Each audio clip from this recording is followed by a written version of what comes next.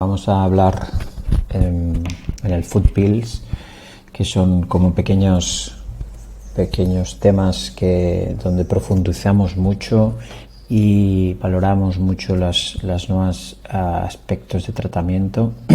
Hoy vamos a hablar de avances en talalgia, lo que pasamos de llamar fascitis a tendinopatía proximal plantar. Vamos a empezar por lo principal, que es la anatomía. Vamos por lo básico y nos entramos en el aspecto más anatómico. Esta es un poco la planta del pie, ¿no? La visión clásica de las láminas de Netter, donde vemos la fascia. Veis aquí la fascia plantar, que es como un rafe central, y aquí una banda lateral, ¿no? Y cuando sacamos la fascia vemos toda la musculatura plantar. Y a veces nos quedamos con este concepto, ¿no? Que hay la fascia y después todos los diferentes músculos de la planta, pero no profundizamos en esto. Y esto nos pasó con Gustavo, que durante un tiempo no profundizábamos con esto. Existen diferentes variaciones anatómicas, como todo. Aquí veis en el Sarrafian, pues, este rafe lateral que puede tener diferentes variaciones, más presente o menos presente, pero sí que lo que sería la fascia central es muy constante. Y ver sobre todo que la fascia central va desde la fascia plantar, desde la zona calcánea hasta la punta del dedo. ¿Veis aquí? Y aquí, sobre todo en esta zona de aquí, tiene diferentes conexiones transversas, y en esta zona de aquí se conecta con la placa plantar y el tendón flexor. Es decir, tenemos una conexión muy importante desde detrás hasta la parte de delante. Y veis aquí un corte transversal de todo el pie, donde podemos ver la fascia plantar. ¿Veis? La fascia plantar, que sigue por aquí y se conecta con la placa plantar y hasta los dedos. Pero es que además, a nivel proximal, se conecta con el Aquiles a través del calcáneo, lo que ya conocemos como sistema aquileo-calcáneo plantar. Además, veis aquí la unión con la parte muscular plantar, que ahora iremos explicando, y también con la grasa plantar.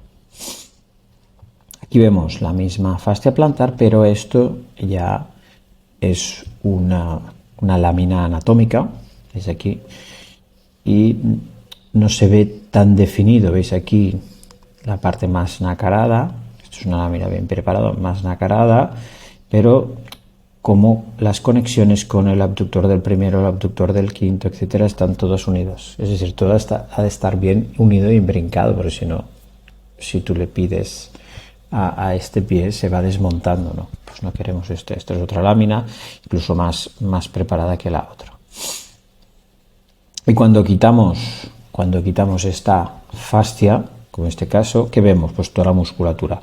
Y cuesta distinguir la musculatura aquí, los diferentes músculos de la parte plantar, sobre todo proximales. Y ahora es lo que vamos a revisar. ¿Cuáles son estos músculos plantares proximales intrínsecos? Los diferenciamos entre intrínsecos y extrínsecos. El intrínseco son los músculos que se insertan proximalmente y distalmente en el mismo pie, y los extrínsecos fuera del pie, en la tibia, en el peroné, etc. ¿Veis? Y aquí tenemos básicamente los cuatro más importantes que tenemos que tener en cuenta. Los 4 músculos plantares proximales. Flexor digitorum brevis, FDB, que está aquí, veis aquí, flexor, ¿vale? Es el más importante.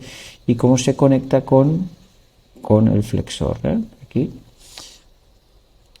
El abductor del primero, uno de los músculos, yo creo, de los más importantes del pie, pero muy olvidado. Mirad qué tendón aquí, pedazo de tendón junto con el FHL, ¿veis?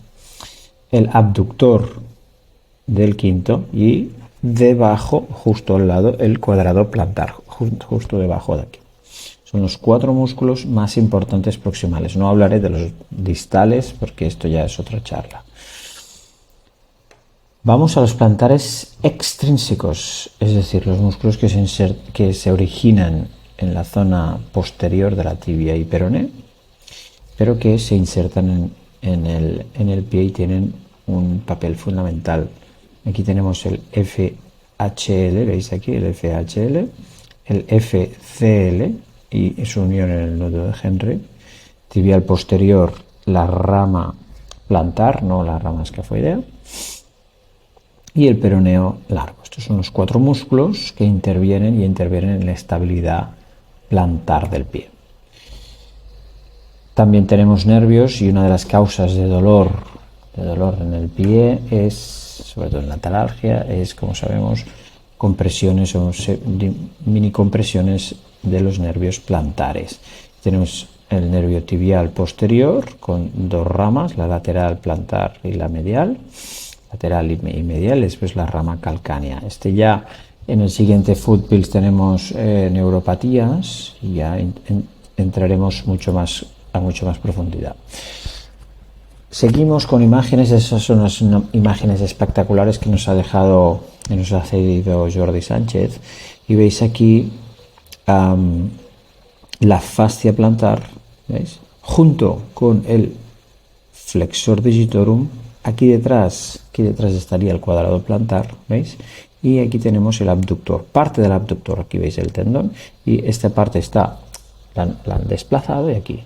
Y justo detrás tenemos todas las estructuras importantes: tibial posterior, FDL, FHL y las ramas del nervio tibial posterior. ¿Veis aquí?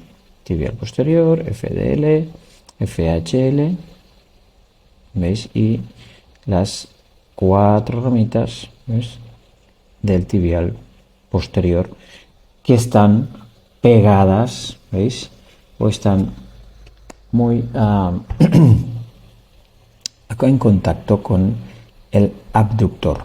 Por eso, liberando a veces el abductor, liberas la tensión que pueda haber aquí. ¿Vale? Y esta es una imagen donde nosotros, en un curso de pie y tobillo en cadáver, después cogemos la pieza y empezamos a trabajar en ella para ver exactamente la planta, ¿no? Es decir, una anatomía plantar en crudo. Muchas de estas láminas que hemos visto o imágenes que hemos visto están muy bien hechas, pero están muy trabajadas. Y queríamos ver exactamente. Vemos aquí un vídeo donde abrimos directamente, hicimos un corte, abrimos cómo es el talón. Veis aquí, hemos sacado el tejido subcutáneo y vemos aquí cómo está. Aquí tenemos el abductor del quinto, el flexor brevis, digitorum brevis, y el abductor del quinto. Y veis que todo está compacto, no está tan diferenciado. ¿No veis aquí la fascia blanca como veíamos en las láminas? Está todo unido. Y esto es lo que tiene que estar, todo unido, como decíamos. Porque si no está todo enganchado y formando una unidad, entonces el trabajo no funcionaría bien. Ahora vamos a profundizar un poquito más y vamos a la parte de histología. En lo que nos concierne y nos interesa, que es la zona de la talalgia, vamos a ver cómo los aspectos histológicos, sobre todo de la fascia, sobre todo de la entesis, que es la inserción de la fascia en el hueso, y la parte muscular. Aquí tenemos los 3 tipos de zonas.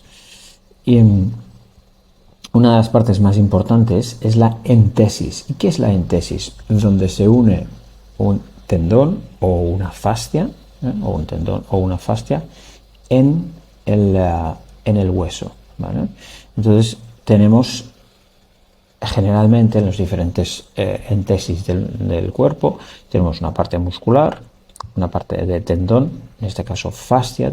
Saber que la diferencia entre tendón y fascia es cómo están posicionadas y distribuidas el colágeno, las fibras de colágeno, si son más en red o más longitudinales, una zona de fibrocartílago y un fibrocartílago que se calcifica, ¿veis aquí? Y en la inserción en el hueso. Estas son las 3 o las 4 zonas donde tenemos la entesis. ¿Y qué quiere decir esto? Que si veis aquí en la zona de hueso, esta zona de aquí, ¿veis? Esta zona donde corresponde el espolón, debido a sobretensiones, el fibrocartílago se puede calcificar y crear más o menos calcificación y espolón, ¿de acuerdo? Entender bien por qué se origina el espolón, porque el fibrocartílago se calcifica, el fibrocartílago de la entesis. Vamos a la histología de la fascia, ¿vale? La histología de la fascia plantar está compuesta por colágeno tipo 1, como decía, organizado de próxima a la distal, células llamadas fascitis que producen hialurano y condrocitos que pueden generar la calcificación o metaplasia cartilaginosa. Dentro tenemos terminaciones nerviosas, lo que llamamos free nerve endings para el dolor, y corpúsculos de Ruffini y Pacini que son mecanorreceptores. Es decir, tenemos la organización del colágeno, ¿vale? Células que producen hialurano, condrocitos que pueden calcificar y las terminaciones de dolor y mecanorreceptores. Y esto es muy importante. ¿Por qué? Porque al final nosotros lo que nos interesa es saber por qué duele, Y vemos que sí que tenemos una parte de dolor aquí, de receptores de dolor, pero sobre todo lo que existe son receptores de presión y de tensión, ¿vale? De presión y de tensión, es decir, toda la fascia envía información básicamente de posición, si hay más o menos presión, si hay más o menos tensión, y una parte de dolor, ¿vale? Y el cuerpo devuelve mediante cambios en la contractura muscular. Y aquí tenemos un poco el sistema general de todo el cuerpo que nos da información y que lo podemos aplicar en la fascia. Es decir, aquí en la fascia tenemos, por una banda también, que no lo he explicado, la piel que nos da información del exterior, la fascia que mediante los receptores envían información mediante el nervio aferente, el sistema aferente a la médula, y ésta responde a través del nervio eferente haciendo variaciones en la musculatura, y es decir, la posición. Saca la pierna o el pie o modifica la posición, etc. Como vemos aquí, es un sistema de comunicación muy rápido. ¿Para qué? Pues para que podamos mantener una buena bipodestación y para que nos podamos adaptar sobre todo al exterior. Estas son las funciones importantes. Es decir, ¿qué función tiene esta fascia? Una parte estructural, lo que conocemos de toda la vida del Windlass, que nos han explicado muchas veces. Sí, es verdad que participa en la mecánica de la marcha, pero sobre todo tenemos que esta información mediante los receptores nos da mucha información y cambio de información, y también estabilidad, ¿vale? Por lo tanto, esta fascia no solamente tiene una función estructural, sino que tiene una función muy importante de información y una función de estabilidad en la bipedestación y en la marcha. Muy bien, hemos estado valorando bien todo lo que sería la parte anatómica, todo lo que sería la parte de histología, para entender bien la fascia, y ahora vamos a profundizar en la función. Y para entender la función vamos a revisar una cosa que en Rakis, en en las patologías de lumbar y dorsal se entiende mucho que es la teoría del core, la estabilidad del core, ¿no? Está formado por un sistema pasivo, un sistema activo de músculos y tendones y un sistema neural. Y el core, ¿vale? Lo que nos da es estabilidad y movilidad. Yo me incluyo, muchos de nosotros que hemos tenido problemas de espalda, etcétera, que es muy frecuente, le han dicho, mira, si haces ejercicios de core, esto te mejorará mucho. Y es verdad, es así. Entonces, ¿cómo está formado básicamente un sistema de core? Pues básicamente por tres tipos. Un tema pasivo, que lo vamos a ver, un sistema activo y un sistema neural de información que hemos comentado. ¿Cuál es el sistema pasivo? Pues el sistema que mantiene los arcos. ¿Y qué mantiene los arcos? Los tres arcos anterior y los dos laterales y mediales. La estructura ósea, cómo está configurado, los ligamentos plantares, todos los ligamentos plantares que aguantan toda la carga, es decir, como sabéis, todos los ligamentos plantares son muy importantes a diferencia de los dorsales, porque el arco, la base del arco es la que sostiene más carga, y también el sistema aquileo calcáneo plantar. ¿Veis aquí? Estos son sistemas pasivos, ¿vale? Los sistemas activos es el sistema muscular, como hemos diferenciado antes entre los músculos intrínsecos y los músculos extrínsecos. Los músculos intrínsecos, que son los que se originan en la planta del pie, solamente los que hemos comentado, los 4, pero también los lumbricales y el abductor y flexor del primer dedo, ¿veis aquí? Pero también los extrínsecos, que vienen de la pantorrilla, de la tibia, de la parte posterior de la tibia y peroné. Y el sistema neural, que también lo hemos explicado, sobre todo que nos da información de recepción, de dolor y la parte sensitiva en el sistema aferente-eferente. Y este sistema funciona todo unido, es decir, no podemos ver solamente la fascia como un sistema único o el ligamento de Spring como una cosa única, es decir, todo está unido para que tengamos una función plantar correcta. Tenemos la musculatura intrínseca, la musculatura extrínseca, los sistemas pasivos con la fascia y los ligamentos, que todo unido nos da una buena funcionalidad del pie y del core del pie. Cuando van fallando alguno de estos sistemas es cuando se puede producir una alteración mecánica y puede producir dolor, ¿vale? Por lo tanto, entender mucho este cambio. La fascia plantar no solamente es un sistema tipo windlash, no es una cuerda que tiene la función de pasar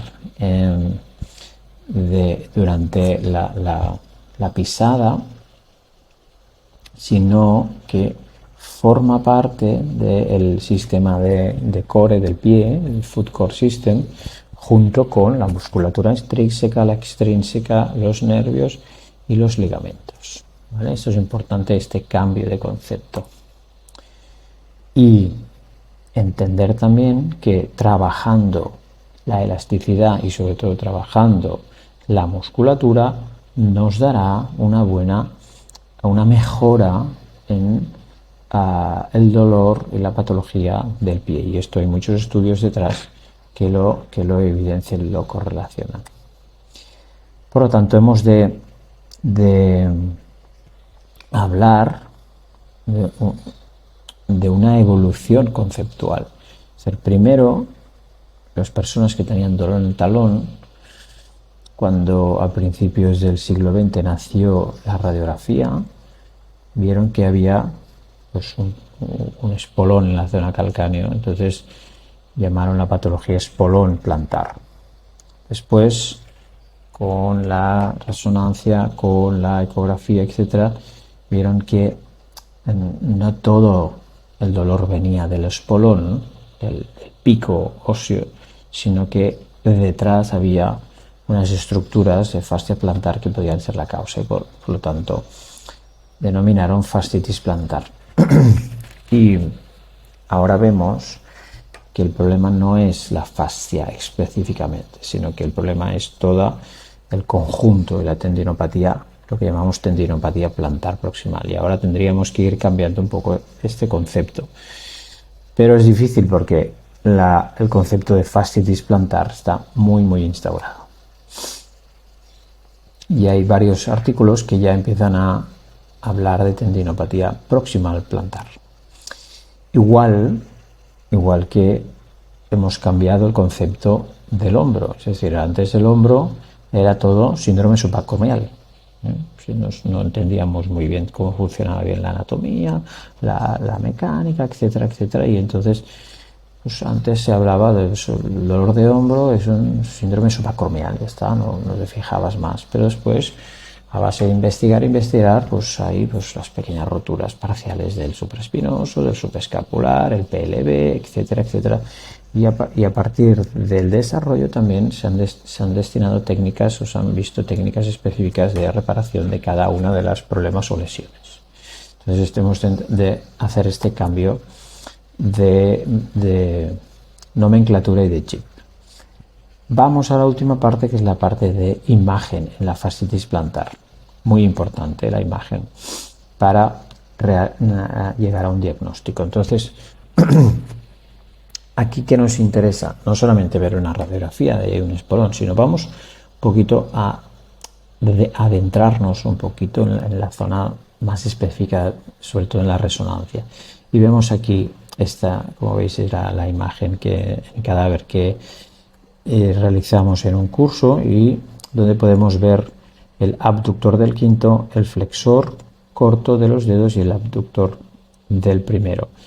Y esto lo tenemos que ver, o al menos empezar a trabajar en la resonancia. Aquí vemos el abductor del quinto, el FDL y el abductor del primero, ¿vale? El abductor del primero. Y aquí el cuadrado plantar. Y este es el engrosamiento aquí de la fascia plantar. ¿Veis aquí? De la fascia plantar. Vemos esta imagen corte transversal de la resonancia, y sobre todo veis aquí, hemos de mirar cómo es la fascia plantar, si está más o menos gruesa, pero también tendremos que mirar cómo está, el edema óseo aquí, y cómo está el músculo. Este es el corte coronal.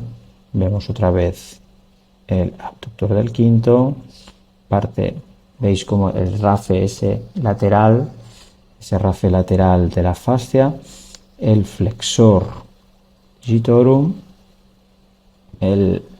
la fascia plantar cuadrado y el abductor del primero. Y aquí ya el abductor del quinto y el flexor están unidos, abductor del primero, cuadrado plantar. Y aquí entre medio, ¿veis? Entre medio van los nervios plantares y la arteria plantar. Es decir, en este canal, lo que llamamos el canal tarsiano bajo. Otros casos donde vemos que la fascia plantar está mucho más alterada, veis aquí, mucho más inflamada, y tenemos un cambio de imagen en la grasa plantar, pero también en la zona muscular, incluso en el hueso. Veis aquí, se han producido cambios alrededor tanto de la musculatura como de la grasa plantar. El mismo corte, la fascia con una alteración de su estructura y todo de cambios de la imagen alrededor. Otro caso de resonancia donde vemos aquí toda la fascia plantar unida al calcáneo. Aquí se van diferenciando el abductor del quinto, flexor, abductor del primero, y en este corte un poquito más anterior, abductor del primero, flexor, abductor del quinto. Aquí empieza el cuadrado, lo mismo, abductor del primero, el quinto, flexor, abductor del primero, cuadrado, y aquí es donde van a pasar el nervio calcáneo, nervio plantar, etcétera. ¿Vale? La ecografía es otra de las herramientas diagnósticas que nos ayudan mucho en la valoración de todo la fascitis o talalgia. Estas son unas imágenes cedidas por Carlas Rodríguez, que tiene un equipo brutal y nos da unas imágenes espectaculares, como veis aquí, ¿veis? Donde el grosor es diferente uno que el otro, ¿veis? Está mucho más grueso esta fascia, veis aquí, y esta es una imagen panorámica que me encanta, donde podemos ver toda la fascia plantar, su recorrido y su grosor. Es decir, la ecografía y tener una ecografía en la consulta nos ayuda en gran manera. Y el último de los aspectos es ¿por qué tenemos una fascitis? ¿Por qué tenemos dolor? ¿Por qué se producen patologías? Entonces hay un estudio muy bueno, una revisión del Sports Medicine, que detalla mucho de la patomecánica, de la patología de la fascitis, ¿no? Y aquí tenemos varios factores. Hemos de diferenciar los factores intrínsecos y los factores extrínsecos. Los factores intrínsecos, la edad, el peso, cómo está la configuración de los arcos, influye mucho, sobre todo porque le da más o menos tensión, la articulación subtalar, ¿vale? Y otros aspectos un poco más complicados de valorar, incluso pues la torsión femoral, cómo está la tibia, etcétera, ¿no? Es decir, si vemos aquí aspectos del pie que nos pueden dar una alteración durante la pisada y nos pueden provocar una alteración en la tensión de todos los músculos a nivel plantar, a nivel de inserción calcánea plantar. Y después tenemos unos factores extrínsecos asociados, ¿vale? Que son el tipo de calzado, donde trabajamos, la superficie, la actividad, si hay un trauma. Hay muchos factores de riesgo, pero ninguno, ¿vale? Ninguno ha sido, incluso ni el peso, ha sido determinante como causa de factor de fascitis plantar, ¿vale? Es decir, que en realidad son muchos aspectos que se unen y que hemos de ver cuál tiene más o menos peso específico, ¿vale? Lo que sí que hemos de entender es que hay dos cosas: un proceso degenerativo del colágeno en la zona de la entesis, en la zona proximal, ¿vale?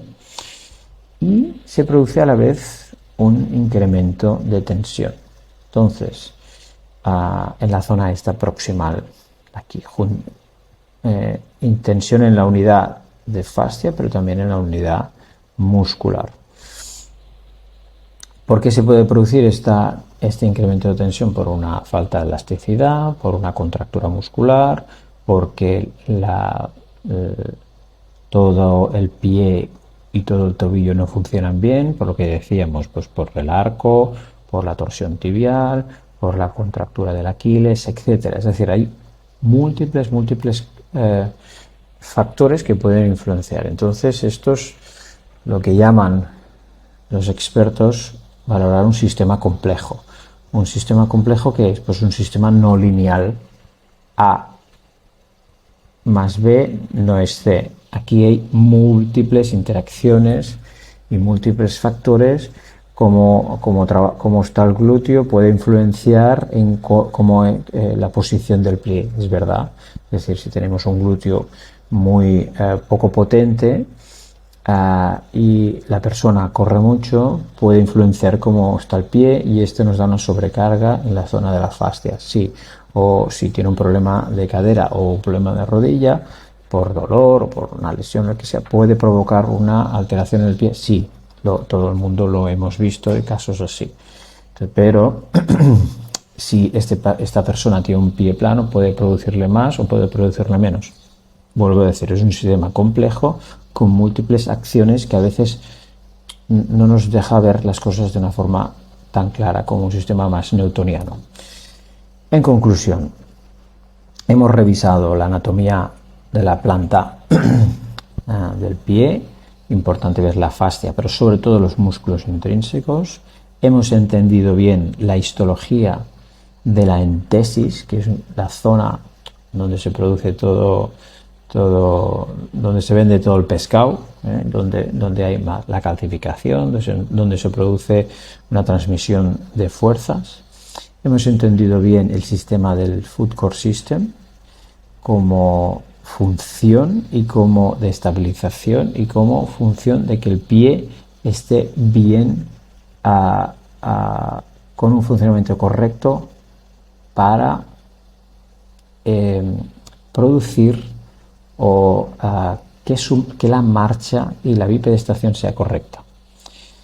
Hemos también introducido este tema de cambio de concepto mental y de palabra, ¿no? De espolón, fascitis y tendinopatía proximal. Vemos que la ecografía y la resonancia son importantes entenderla y aplicarla en casos de fascitis o de talalgia, y que la degeneración del colágeno y sobre todo la sobretensión de la unidad del core producen o son una de las causas que producen dolor en el pie, la talalgia o fascitis.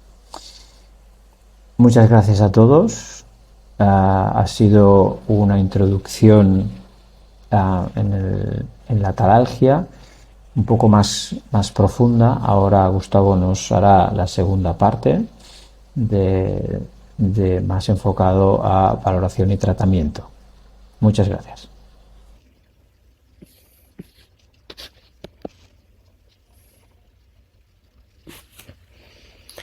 Muy buenas tardes, soy Gustavo Lucar y ahora continuando con el tema acerca de la tendinopatía plantar, vamos a empezar a hablar un poco acerca de este nuevo concepto de tendinopatía plantar y unas propuestas de tratamiento que os ofrecemos. Si vamos a los libros de la historia, sabemos que en 1694 los tratamientos indicados y dogmáticos de la esquizofrenia, entre otros, estaba el tratamiento mediante el exorcismo. Esto en su momento era lo que se tenía que hacer y era lo que nos enseñaron a hacer, pero realmente no todo es así y el tiempo nos tiene que hacernos replantearnos las cosas. A esa misma altura de la historia, el espolón calcáneo, si se tenía, se arreglaba con un martillo y hoy por hoy hemos de un poco cambiar este concepto. Lo primero, lo más importante es tener en cuenta lo que serían las definiciones, ¿no? ¿Qué es una fascitis plantar? Cuando hablamos de más bien una fasciosis o degeneración, hay una tendinopatía calcificante, hay un edema óseo calcáneo, hay una compresión de este nervio de Baxter que ha cogido tanto auge en los últimos años, o podemos tener tendinopatías en otras zonas como el abductor.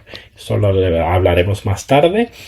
La idea es englobarlo todo esto dentro del abanico de lo que sería la tendinopatía plantar calcánea y a partir de aquí empezar a hacer una pauta de diagnóstico y a partir de aquí el tratamiento. El doctor Ballester ya ha explicado tanto los conceptos anatómicos como mecánicos y la imagen en la planta del pie y cuál es su correlación o su implicación en la estabilidad. Así que vamos a un poco entrar más en el detalle clínico. Con lo cual, cuando se habla a nivel global, a nivel médico, de la fascitis plantar, estamos hablando de un diagnóstico realmente que tiene poca correlación directamente. Es un diagnóstico que llega a ser vago y no siempre nos filia una etiología correctamente. Con lo cual, la idea un poco sería empezar a hablar más bien de una tendinopatía plantar calcánea y esto nos obliga a hacer un estudio por capas. Este estudio por capas nos obliga a pensar en la anatomía a nivel muscular, tendinoso, fascia, hueso y tratar esto a modo de capas. Esto lo hemos también de correlacionar con este Foot Core y este triple concepto de sistema neural, sistema activo y sistema pasivo, y a partir de aquí poder empezar a buscar una causalidad. Si sabemos la causalidad, podemos empezar a tratar su efecto con una mejor visión. Con lo cual, dentro de las causas más frecuentes, más habituales, tenemos básicamente los pies extremos, un valgo importante, el acortamiento de la cadena posterior como una de las causas etiológicas principales, mala técnica deportiva o actividades laborales repetitivas, y en otros casos como neuropatías. ¿Esto qué acaba ocasionando? Pues toda la patología de esta zona, sea la inflamación o la degeneración a nivel plantar, el edema óseo calcáneo, puede llevar también a fracturas de estrés y luego lo que serían irritaciones a nivel de ramas nerviosas del tibial posterior como el nervio de Baxter. Pero por aquí también hemos de empezar a tener en cuenta la presencia y la patología del abductor y la disfunción completa de este foot core. Esto no lo hemos hecho solos, esto es un camino que hemos ido recorriendo junto con compañeros, junto con amigos, junto con gente que tiene una inquietud inagotable por el pie y por la patología, con lo cual gracias a Jordi que nos dio estas imágenes y con quien estamos trabajando bastante esta línea, básicamente hablamos de diferentes patrones clínicos, ¿vale? Primero un patrón mecánico clásico de la fascitis o de la fasciosis es este patrón con dolor tipo starter que nace en la zona más plantar del calcáneo y se extiende poco más adelante de la unión de hueso, fascia y estos primeros centímetros, ¿vale? Esto generalmente es un dolor que es a la carga, al rato de ir haciendo actividad y se nos ubica en esta zona. ¿Cómo lo veríamos? Pues si hacemos una ecografía, que es un recurso que ya tenemos casi todos en casa, miramos si hay una fase que está engrosada, que está rota, que tiene una calcificación, que tiene una alteración de patrón de estas fibras, que se puede ver como en la imagen. Cuando tenemos un patrón de dolor más bien difuso, más bien más nocturno, que no necesariamente se correlaciona con una actividad, podemos y hemos de pensar en la posibilidad de un edema óseo, ¿vale? Una fractura de estrés inclusive. ¿Y cómo lo veríamos? Pues en el caso de un edema óseo necesitaríamos una resonancia magnética con la cual veríamos un hueso en T2 con una imagen más bien blanca, con lo que se llamaría el bone bruise o esta sensación de hematoma intraóseo que es bastante característica, y en algunos casos inclusive en actividades de repetición se pueden ver fracturas de estrés como la que se evidencia en la imagen. El patrón neuropático, por otra parte, es un patrón bastante diferente. Es un patrón más de reposo, más nocturno, más que tiene o que sigue un trayecto del nervio, tibial posterior o alguna de sus ramas. Puede ser la rama del nervio de Baxter, pero también puede ser todo el trayecto del mismo desde el retináculo superior. Dolor lancinante, un dolor urente, un dolor a la planta del pie, un dolor de tener una plancha en el pie, y estos son dolores que hemos de tener en cuenta y sobre todo diferenciarlos de los anteriores, porque este nos dará una correlación. ¿Cómo lo podemos valorar? Una vez pasada la clínica, tenemos el ecógrafo, podemos ir a mirar cómo está este nervio, podemos mirar al lado del paquete que se encuentra, que no haya ninguna compresión, que no haya una edema, una tenosinovitis de este FHL que nos lo esté comprimiendo, que no haya una variz, que no haya un ganglión y que nos esté ocasionando aquí un problema compresivo o de espacio.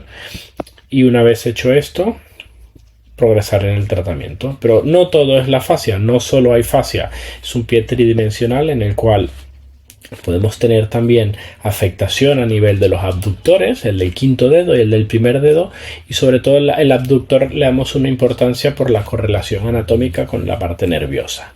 Entonces, ¿dónde y cómo duele el abductor? El abductor duele desde la inserción a nivel del calcáneo en la cara medial, no en la parte plantar, sino en la cara medial, y se puede extender, se puede un poco ir hasta prácticamente medio pie, ¿vale? ¿En qué pie lo vemos? En los pies extremos, en el pie cabo severo, en un pie plano aumentado, y este trayecto de arco interno suele ser un poco el paradigma de dolor, no tanto de la fascia de la planta, sino medial desde el calcáneo un poco hasta distal, y puede correlacionarse también con el dolor neuropático. La lesión del abductor es menos frecuente, también es verdad que la buscamos menos, pero a nivel de ecografía podemos ver sinovitis, podemos ver derrame, inclusive algo de obliteración en nivel de las venas en los paquetes que acompañan las ramas del tibial posterior, y a nivel de la resonancia magnética podemos mirar si está engrosado, si hay un edema de la zona y si hay en caso como la imagen que enseñamos aquí, una rotura, que es una imagen, una lesión poco frecuente, pero a más la buscamos, más la acabaremos consiguiendo. Entonces, hemos de indagar a nivel superficial, hemos de indagar a nivel profundo, hemos de pensar en la fascia, en las inserciones en la musculatura, pero también hemos de pensar en la parte nerviosa y no olvidarnos que abajo de todo esto hay hueso y que el hueso también tiene dolor y puede tener patología, con lo cual siempre hemos de pensar en estas tres patas. A nivel de pruebas, la exploración física la hemos comentado y es el primer eslabón para poder abordar esta patología. La ecografía es un buen recurso, es un recurso que tenemos en la mano, que lo podemos correlacionar con nuestra clínica. Luego la resonancia magnética, cuando tenemos dudas, nos puede sacar de alguna duda importante, y en el caso de lesión neuropática o de sospecha de lesión neuropática, la electromiografía es una gran herramienta. El problema que presenta es que hay pocos neurofisiólogos que hagan un estudio exhaustivo de las ramas distales del tibial posterior, con lo cual algunas veces podemos encontrarnos falsos negativos.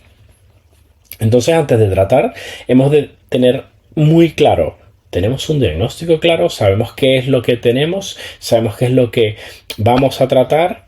En el caso de que no tengamos las pruebas complementarias, nos hemos de repreguntar. Tenemos las pruebas, podemos pedir más pruebas, hemos de hacer una ecografía, y cuando tengamos una duda diagnóstica hay un recurso que es económico, sencillo y es de fiar, que es hacer un lidotest.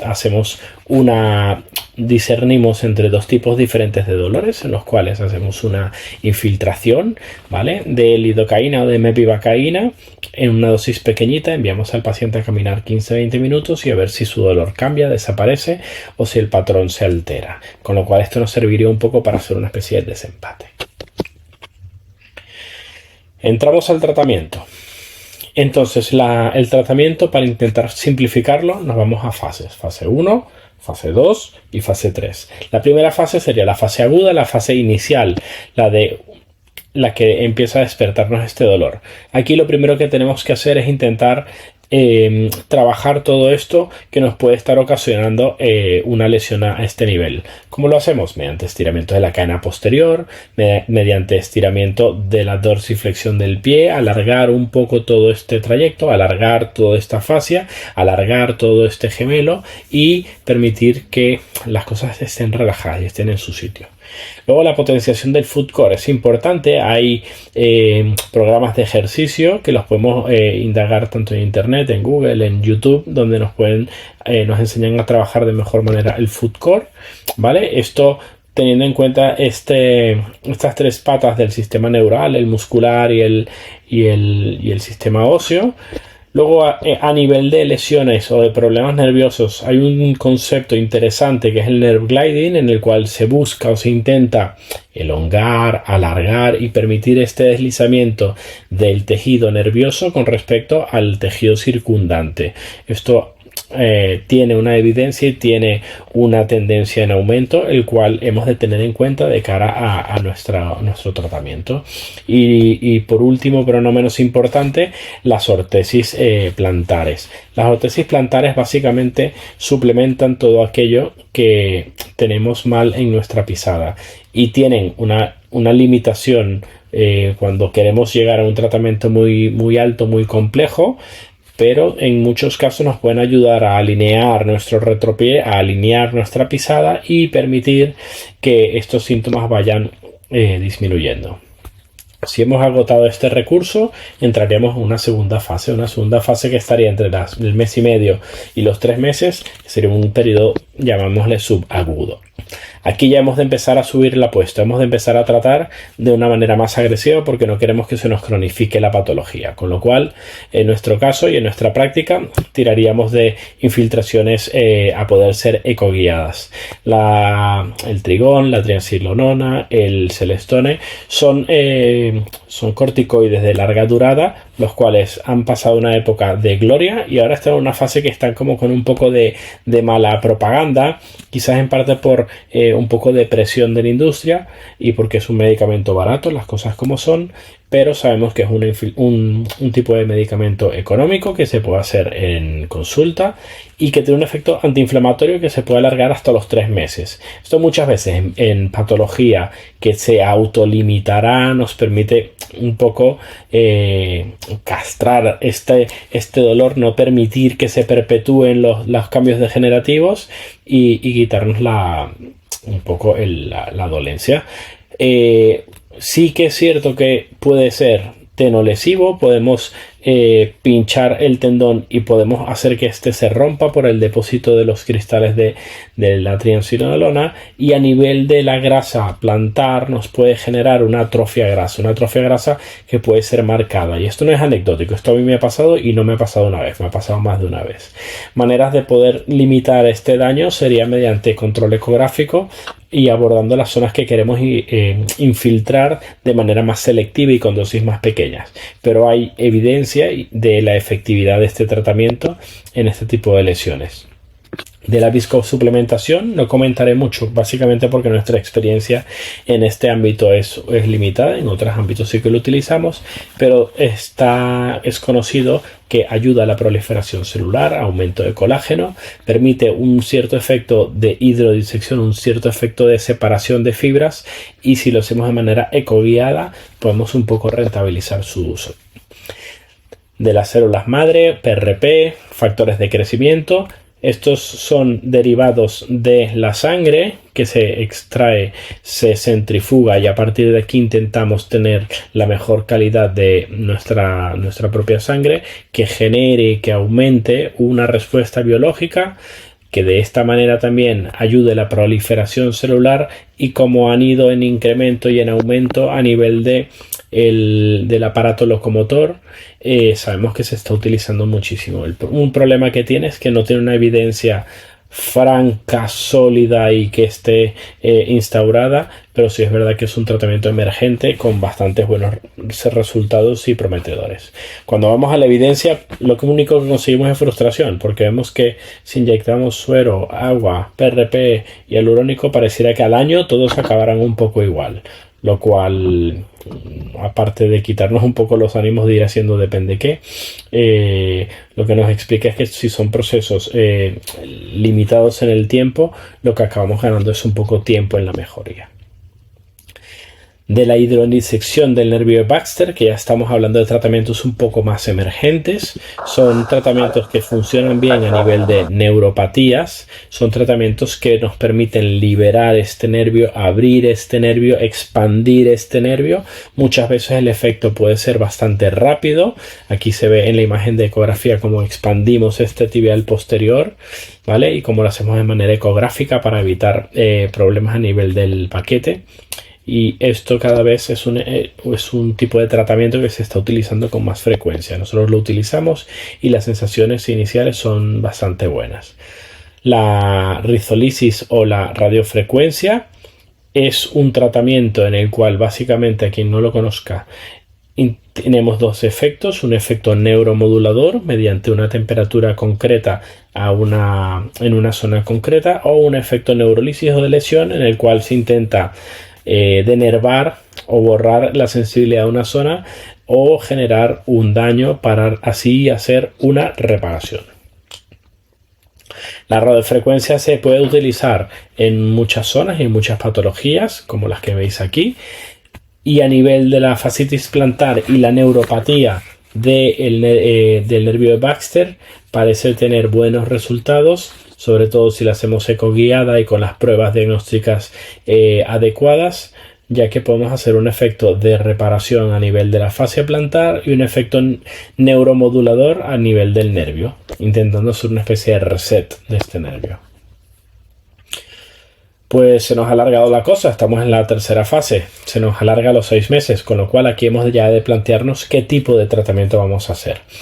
A nivel de, antes de coger el bisturí, antes de atacar, hemos de volver a la pregunta anterior. Sabemos qué diagnóstico tenemos, sabemos qué patología tenemos hemos visto las pruebas, nos falta alguna prueba antes de saltar a empezar a hacer un tratamiento más agresivo. Lo único aquí que podemos hacer, si ya todas las respuestas las tenemos, es hacer un Lido test y ver realmente qué alcance tendremos con nuestro tratamiento, ¿vale? Ser conscientes si tenemos claro lo que hemos de hacer. Dentro de los tratamientos de las lesiones de la fascia, tenemos la más clásica y la más que nos han enseñado a todos, sería la fasciotomía. La fasciotomía se puede hacer parcial, se puede hacer completa. Este sería un poco el ejemplo de la fasciotomía transversal por una pequeña vía medial, ¿vale? Donde se ve que cortamos todas las fibras blancas, ¿vale? Pero esto tiene sus consecuencias, tiene unas consecuencias a nivel del Wilders, tiene consecuencias a nivel de un pie plano que lo podemos aplanar mucho más, y realmente con el tiempo van saliendo técnicas emergentes, técnicas que hacen una liberación más selectiva. En este caso, la imagen de la derecha veis una mini endoscopia con el nanoscope, en el cual hacemos una sección de un tercio de la fascia de manera guiada, controlada, evitando dañar estructuras adyacentes. También se puede hacer de manera percutánea. Y aquí os presentamos una técnica que hemos desarrollado junto con el Manuel Bermejo, un compañero que nos trajo esta técnica, y la hemos ido progresando, hemos ido haciendo un estudio de estas tenotomías longitudinales. Aquí lo que se busca es intentar estimular esta fascia, agredir esta fascia mediante varias punciones, y una vez hechas las punciones procedemos con una aguja de carga, una aguja gruesa, ir haciendo tenotomías o fasciotomías longitudinales en el mismo sentido de las fibras, para conseguir este efecto de reparación o un efecto de estimulación de la fascia, y de que ésta se pueda rehacer, evitando las consecuencias de dañar el windlass, de hacer un corte transversal de estas fibras, y así tener la parte buena de la agresión quirúrgica, evitando la parte mala de la misma. Como técnicas de rescate o como técnicas de salvamento, o cuando hay un acortamiento importante del complejo gemelar, tenemos las liberaciones de gemelo, los gastrocnemius release. Hay muchos descritos, desde los más bajos como el hook, que se utilizaban más en lesiones de parálisis y secuelas de problemas nerviosos, a los alargamientos aponeuróticos o proximales como el Baruch o el Baumann, que son los que nosotros utilizamos más frecuentemente en nuestra praxis. Aquí tenemos un vídeo de una liberación tipo Baumann, en la cual lo que hacemos es un ayudante tensa la fascia todo lo posible, y vamos a abordar con un corte de 2-3 traveses de dedos a liberar todas estas fibras blancas de manera segura, evitando sangrados, evitando problemas escondidos, y comprobando la ganancia que podemos tener, que no será mucho mayor a unos 10-15 grados. Para el edema óseo, ¿qué opciones tenemos? Una vez hemos hecho rehabilitación, hemos hecho magnetoterapia, hemos hecho tratamientos no agresivos, podemos acceder a vaciar este edema óseo. ¿Cómo lo podemos vaciar? Pues de la manera más que nos dice la lógica. Podemos hacer perforaciones, ya sea una única o múltiples perforaciones, que permitan drenar, vaciar inclusive ese edema óseo con jeringas realizando una presión negativa. Y aquí se pueden también poner administrar diferentes medicamentos, sea los PRP como un efecto antiinflamatorio, se puede colocar cristales de pidorofosfato o algún biológico que nos permita un poco regenerar esta zona. Y por último, casi último, los problemas de la compresión nerviosa. Recordar que pueden darse a nivel proximal, o lo que llaman el upper chamber en la parte más proximal, o en la zona más distal, en la zona del abductor. La liberación clásica, la liberación que nos enseñaron a todos de pequeñitos, era la liberación completa, amplia, viendo desde el retináculo proximal el nervio, liberando el tendón y mirando todas las estructuras hasta llegar a la bifurcación, a la trifurcación de las ramas. El problema que nos puede dar esto es que la misma rigidez, una vez liberada, nos pueda reproducir la clínica. Aparte de esto, toda la manipulación a nivel de nervio también puede tener unas consecuencias deleterias y pueden dar un daño nervioso, con lo cual no está exento de síntomas. Seguimos haciéndolo en casos de rescate donde ya hemos probado técnicas menos agresivas.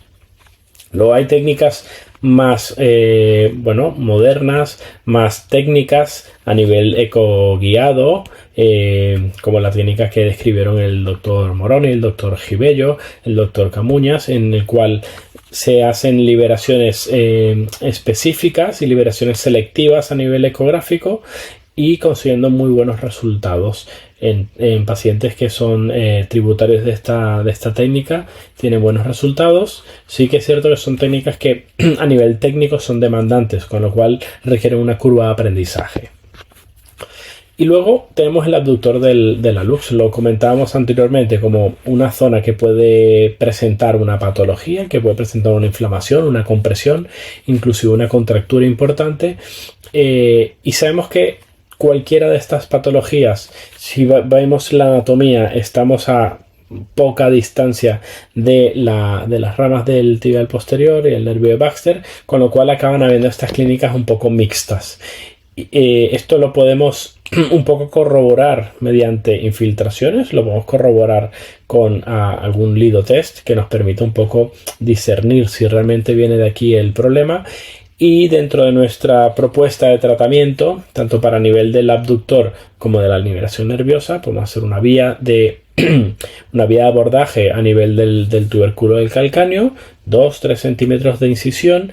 A partir de aquí acceder y ver esta inserción del abductor. Fijaros aquí las líneas, la zona más blanca, más nacarada, con un par de separadores, en la cual a una zona de seguridad y lejos de los trayectos nerviosos podemos hacer una sección del mismo y conseguir una liberación.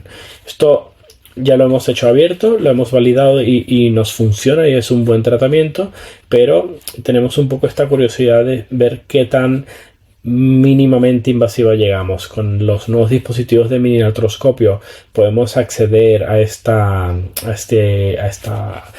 abductor, podemos acceder a este tendón del abductor, en el cual podemos ver que nos podemos entrar en este canal, podemos mirar que estemos en una zona de seguridad, que estemos viendo este tendón, y una vez controlado y identificada esta zona podemos hacer una liberación endoscópica abriendo el canal y liberando tanto el abductor como descomprimiendo el nervio de Baxter.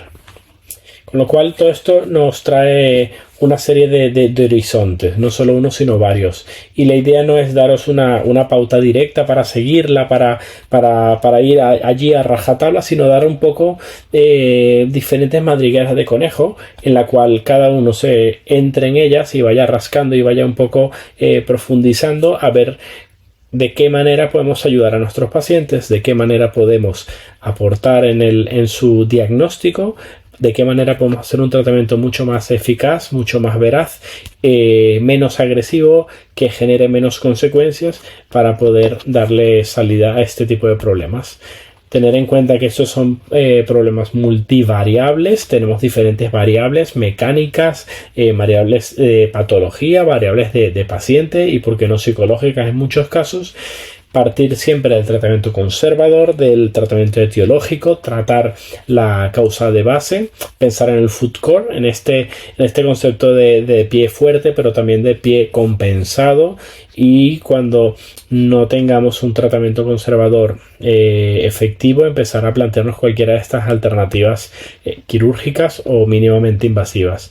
Y empezar a pensar de nuevo en la base y pensar en que esto ya no es una fascitis, o no solo puede ser una fascitis, sino una tendinopatía plantar. Luego le pondremos el apellido y haremos el tratamiento en consecuencia.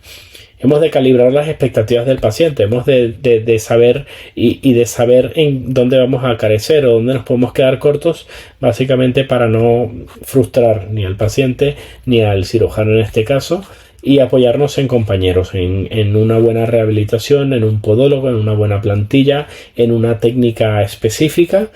Y otra cosa que es de vital importancia es poder investigar y poder seguir indagando en estos nuevos tratamientos para dar una mejor atención.